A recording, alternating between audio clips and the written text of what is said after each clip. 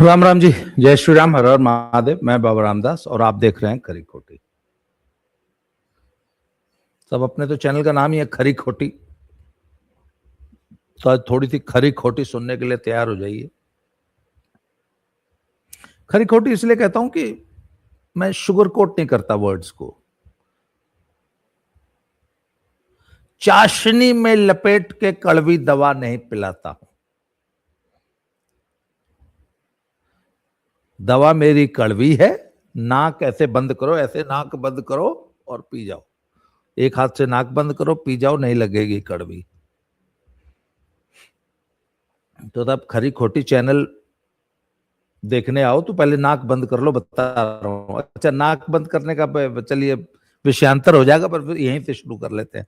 जैसे आप टमाटर खा रहे हैं या आलू खा रहे हैं, ये तो आप जब आपको आंख बंद कर दी जाए और आपके मुंह में एक पीस टमाटर का डाला जाए या एक पीस आलू का डाला जाए, एक पीस खीरे का डाला जाए, तो आपको पता लग जाएगा ना।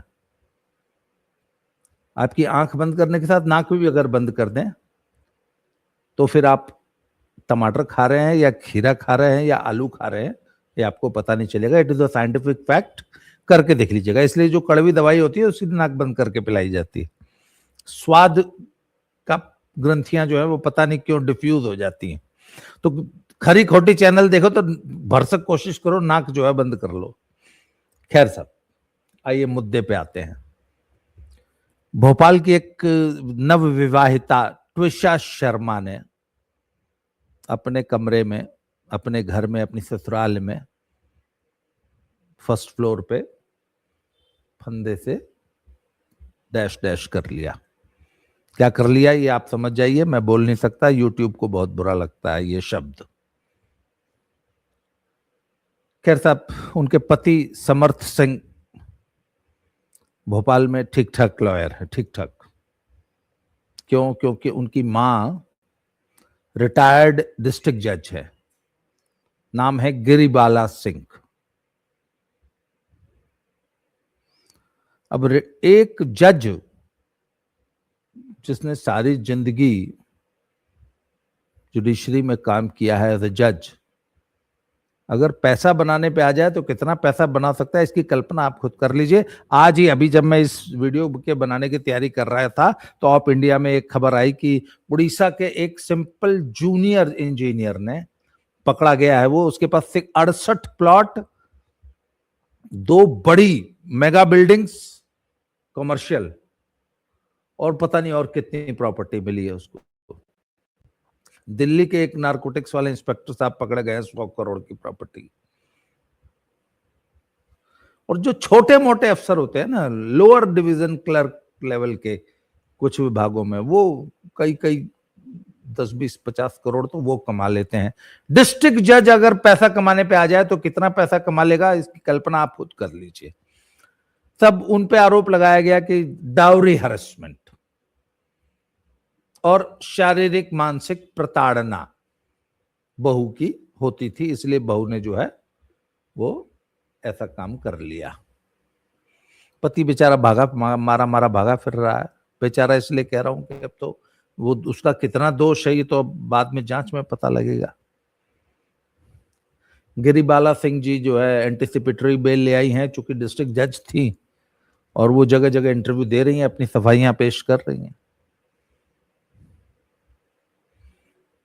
अब चूंकि एक होली काऊ लड़की है भाई, बहू है, बेचारी बहू है, और भारत का तो कानून कहता है कि 7 साल शादी के 7 साल से पहले अगर ऐसी कोई घटना हो जाए तो मान लो कि डाउरी हैरेसमेंट केस है। अच्छा, मेरी एक बड़ी गंदी आदत है कि शारीरिक दुष्कर्म, डाउरी एक्ट, SC/ST एक्ट, इस प्रकार के जो केसेस आते हैं ना, ये इसमें से 99% फर्जी होते हैं। ये मैं पहले ही मान लेता हूं। ये मेरी आप गंदी आदत मान लीजिए चाहे अच्छी आदत मान लीजिए। अगर कोई औरत कह रही है ना कि मुझे डाउरी का हरेसमेंट हो रहा है, तो 99% केसेस है कि झूठ है। और अगर लड़की ने कुछ कर लिया तो पूरे खानदान को फंसाने की परंपरा है। शादीशुदा नंदे, जेठ, जेठानियां जो 1000 किलोमीटर दूर रहते हैं, जिसका बहू से कभी पाला ही नहीं पड़ा, उनको भी लिखा दिया जाता है। ये आम कॉमन बात है। ये इतना बड़ा, जितना बड़ा दुरुपयोग इस कानून का होता, उतना और किसी कानून का नहीं होता। इसी तरह SC/ST एक्ट का हाल है, इसी तरह ये आपके निर्भया कानून जो बने, इनका हाल है। पर मीडिया के लिए तो सब ये TRP की खान है। हाय बेचारी बहू। अच्छा, ये जितने भी खुदकुशी करने वाले लोग होते हैं, ठीक है, इनके साथ जीवन में समस्याएं होती हैं, मानता हूं मैं। समस्याएं किसके जीवन में नहीं है, पर ये मानसिक रूप से कमजोर लोग होते हैं, बीमार लोग होते हैं, डिप्रेशन के मरीज होते हैं, इसलिए ये कदम उठाते हैं। नहीं तो और बहुत से रास्ते होते हैं। पता नहीं मैंने कहा, एक पढ़ा था, बड़ा अच्छा कोट है। हाँ, कल ही वो दयानंद पांडे से जब बात हो रही थी तो उन्होंने कलयुग फिल्म का जिक्र किया था। उसमें करण का जो कैरेक्टर प्ले किया था वो शशि कपूर ने किया था। वो एक अंगल भीष्म पितामह के पास जाते हैं, वो कहते हैं कि मुझे लगता है कि मैं कभी कभी अपनी जान स्वयं ले लूं। तो वो कहते हैं कि यदि मरने के 100 कारण हो सकते हैं तो जीवित रहने का कोई एक तो रहा होगा, एक तो होगा।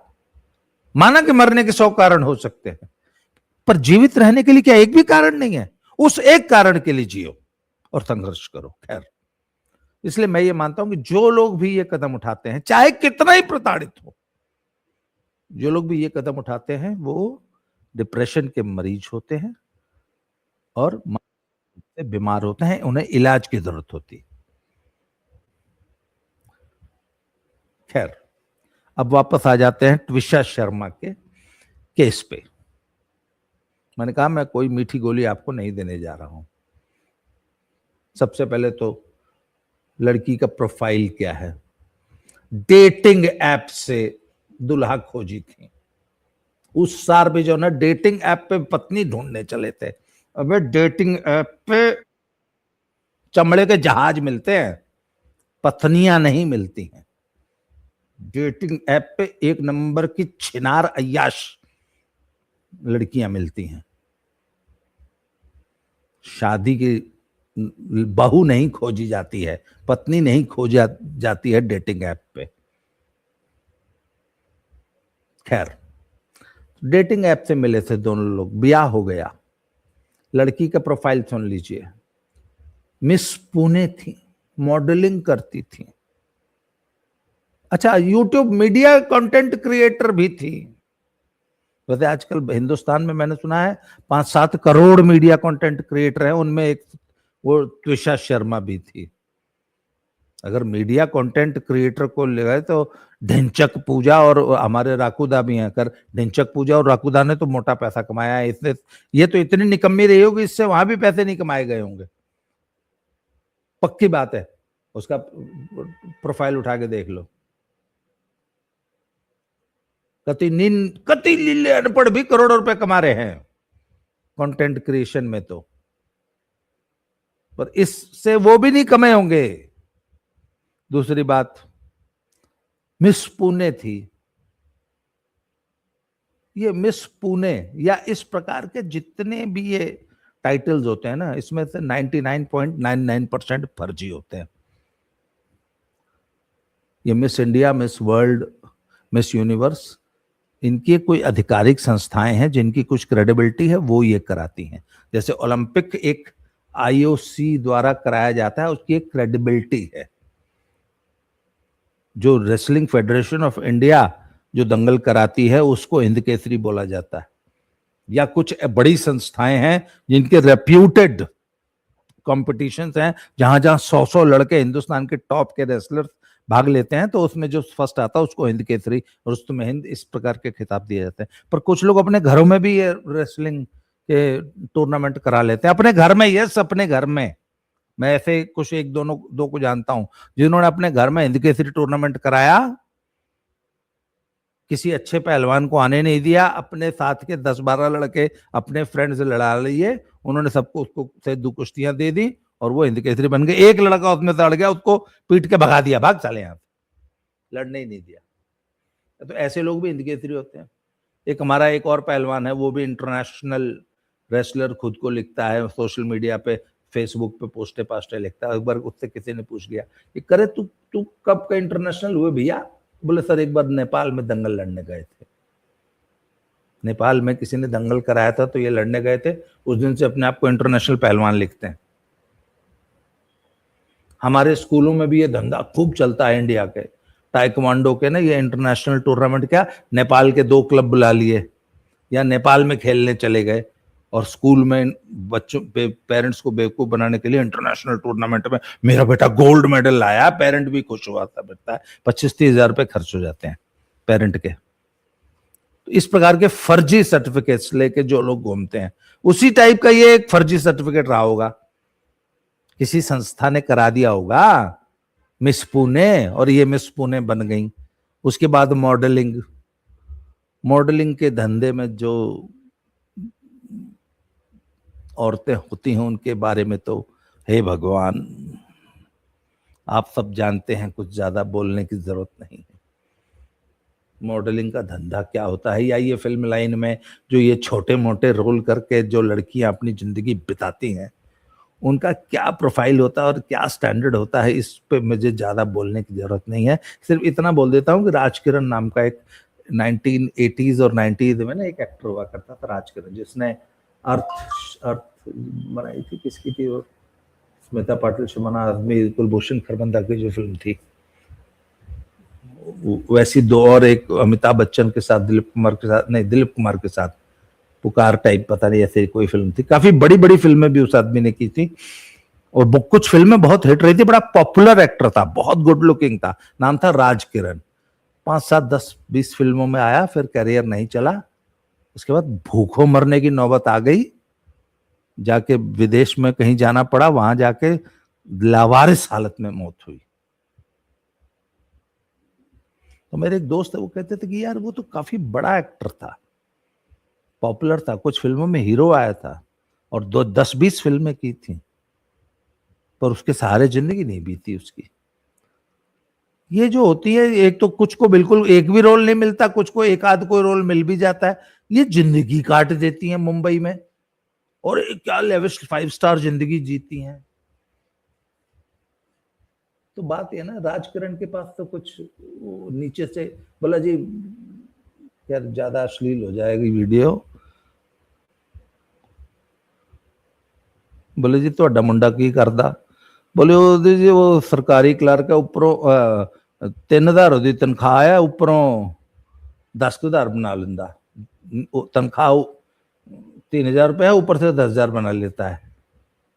तो बोले जी आपकी लड़की क्या करती है? बोले जी हमारी लड़की सेल्स वुमन है, तनख्वाह 1,000 है, और नीचे से जो है 10-20 हजार बना लेती है। ये बड़ी अश्लील बात, पर कहनी पड़ रही है। लड़की तो कुछ नहीं करेगी तो शुगर बेबी बन जाएगी किसी भी Tier 2 Tier 3 सिटी में, उस तरीके से जिंदगी बिता लेगी कुछ साल, उसके बाद शादी कर लेगी। MBA थी, बाद में इन्होंने ये सब कुछ करने के बाद MBA भी की। तो मैं तो सब MBA वालों के साथ काम किया है, तो मैंने एक MBA कॉलेज में पूछा कि आपके यहाँ जो लड़कियां MBA करती हैं ये क्या? जब ये MBA कॉलेज सब बंद होने के कगार पे आ चुके थे, धंधा ही बैठ गया ना, फिर तो टोटल फर्जीवाड़ा था, तो कब तक चलता। तो जब ये आज से 10 साल पुरानी बात है, मैंने एक MBA कॉलेज के मैनेजमेंट से पूछा कि आप क्या ये जितनी लड़कियां आती हैं MBA करने, क्या? बोला जी ये सब फर्जी होती है, सिर्फ अपनी मैट्रिमोनियल बायोडाटा में थोड़ा सा वैल्यू बढ़ाने के लिए MBA वर्ड लिख देते हैं। आजकल तो फिर बीटेक भी होने लग गई, तब तो MBA बीटेक सब ये धंधा ही बंद हो गया ना। तो MBA भी थी, पर इन तमाम चीजों से ये बायोडाटा में तो लिखने के लिए बहुत अच्छी होती है, पर नेटवर्थ क्या होती है, अपनी खुद की क्या वैल्यू है। ये आजकल जितनी मैट्रिमोनियल साइट्स हैं, इसमें लड़कियां बड़े गर्व से कहती हैं कि हमारे पति की 5 डिजिट सैलरी होनी चाहिए, 6 डिजिट सैलरी होनी चाहिए, अपना घर का बंगला होना चाहिए, मुंबई में और या गुड़गांव में जो है 2.5 करोड़ का 3 BHK फ्लैट होना चाहिए। तो पूछे तुम क्या करती हो, तो लिखती हैं, बड़े शान से लिखती है, presently doing nothing, MBA but presently doing nothing. पति चाहिए 40 लाख के पैकेज वाला, 12 लाख वाले से शादी नहीं करेंगे, लाख रुपए महीने वाले से शादी नहीं करेंगे। खुद की औकात 10,000 रुपए कमाने की नहीं है, पर पति चाहिए 6 लाख रुपए महीना कमाने वाला, खुद की औकात 6,000 की भी नहीं है। ये माइंडसेट है लड़कियों का।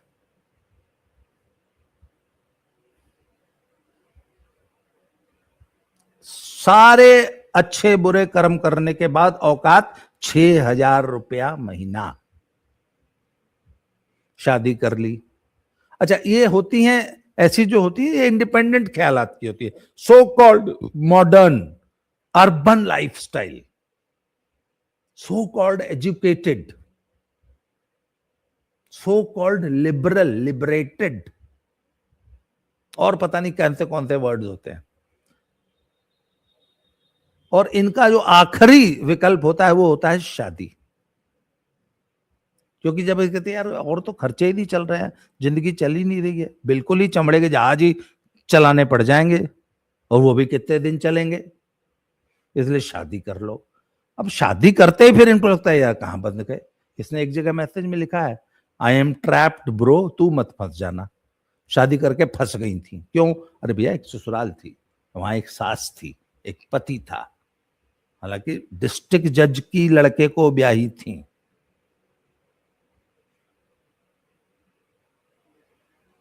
किसी यूपी के छोटे से जिले के तहसील में बैठने वाले वकील को नहीं ब्याही थी। लड़का हाई कोर्ट में प्रैक्टिस करता था, मां रिटायर्ड डिस्ट्रिक्ट जज थी, पर ये उस घर में जाके फंस गई थी। फिर आरोप उनके पेरेंट्स क्या लगा रहे हैं साहब? Dowry harassment. वो गिरिबाला सिंह जी जो इनकी सास, उसने बकायदा डिजिटल एविडेंस दिया है कि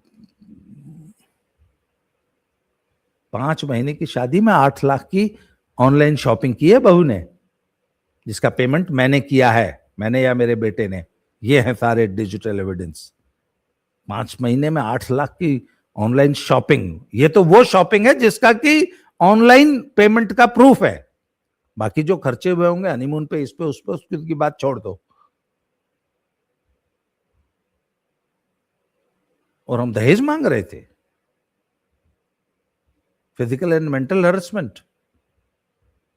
अच्छा, फिर उसके बाद अपने पेरेंट्स से बोलती मैं फंस गई हूं, मैं आना चाहती हूँ। रिजर्वेशन करा भी लिया था, और जिस दिन की रिजर्वेशन थी उससे 3 दिन पहले जो है लटक गई। मैंने माना शादी में हुई होंगी, बहुत दिक्कतें रही होंगी, पति से मार पिटाई, लड़ाई झगड़ा सब होता रहा होगा।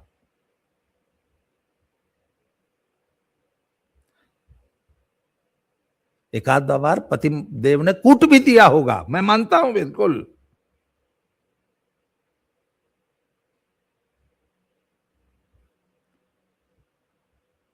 ऐसे में मार पिटाई हो जाती है, और दोनों तरफ से होती है। ये सिर्फ पति लोग ही पीटते, वो पुराना जमाना था। आजकल तो बराबर पिटाई होती है, बराबर मारपीट होती है।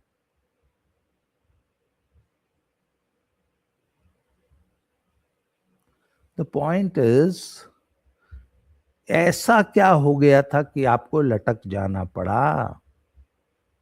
अरे भाई नहीं निभ रही थी, लड़ाई झगड़ा हो रहा था, अपना घर आ जाती। नोएडा की रहने वाली थी, माता पिता नोएडा में रहते ही थे,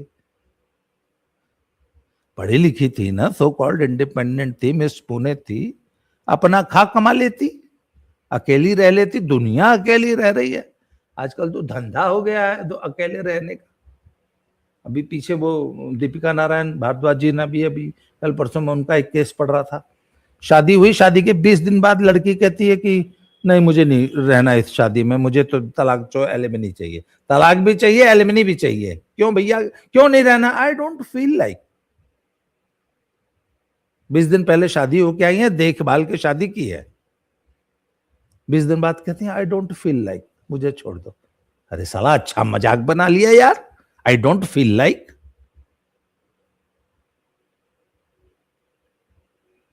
ये तो वो बात होगी कि साला टी स्टॉल पे ऑर्डर किया, चाय का पसंद नहीं आई, छोड़ दी, है दूसरी बना के लाओ। 20 रुपए की चाय है, आई डोंट फील लाइक। शादी की है तुमने एक आदमी के साथ, आई डोंट फील लाइक। तो ये जो आई डोंट फील लाइक वाली एक नई नस्ल आ गई है ना, वो एक कियारा अडवाणी है, उन्होंने भी शादी की है, कहती कि मैं अपनी, मेरी बेटी होगी तो मैं तो अपनी बेटी से कहूंगी कि बेटा शादी से पहले 100-150 को ट्राई करना, 100-150 मर्द ट्राई करके जो सुटेबल होकर वो एक संग ब्याह करिए, क्योंकि हम भी 100-150 मर्द ट्राई किए, ऐसा उसने बयान दिया। एक हमारे अमिताभ बच्चन जी हैं, महानायक, बॉलीवुड के भगवान।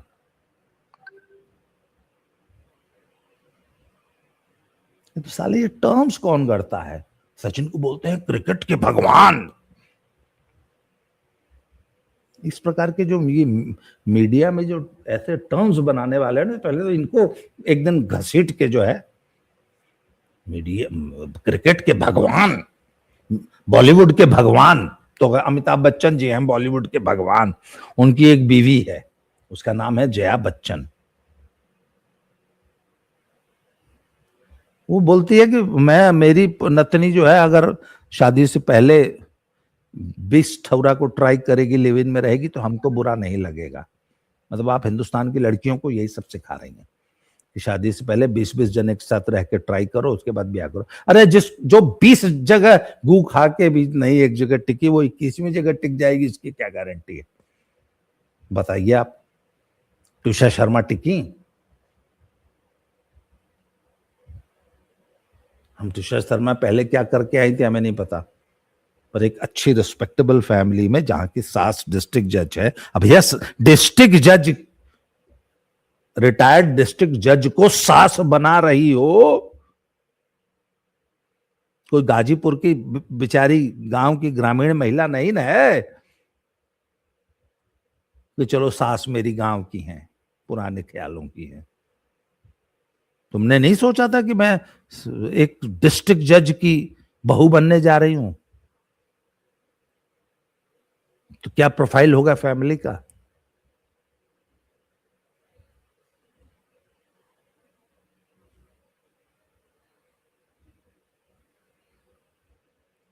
मैं तो मानता हूं कि शादी में बहुत सारी दिक्कतें रही होंगी, बहुत परेशानियां होती हैं, एडजस्टमेंट में सब में प्रॉब्लम्स आती हैं। एक अच्छी से अच्छी आदर्श मैरिज में भी कुछ समस्याएं आती हैं,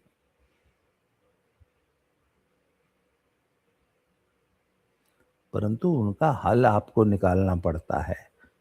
घर छोड़ के भाग जाना, आई डोंट फील लाइक, या इस तरह लटक जाना, ये हल नहीं होते। और ऐसी जैसे शॉर्टकट्स, जिंदगी में शॉर्टकट्स इनको कहते हैं, सभी समस्याओं का एक ही हल, शॉर्टकट खोज लो। सीढ़ियों से कौन उतरेगा सीधे 17वें माले से, बाई एयर आ जाओ नीचे, इसको कहते हैं शॉर्टकट खोजना। ऐसे लोग किसी सहानुभूति के पात्र नहीं होते, इनको इनके साथ कोई सहानुभूति जताने की जरूरत नहीं। शादी का डिसीजन ले रहे हो, बहुत सोच समझ के लो, और अगर ले लिया है तो जहां तक हो सके उसको निभाओ। It is not a cup of tea, ये पसंद नहीं आया तो फेंक दिया, दूसरा मंगा लिया।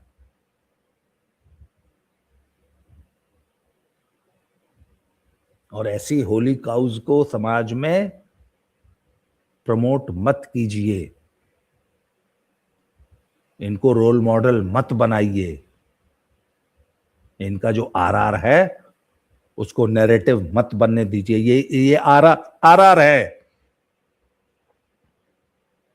शादी से पहले 36 जगह गू खाओ और फिर 37वीं जगह ब्याह करो। बोले नहीं, आई डोंट फील लाइक, मजा नहीं आया।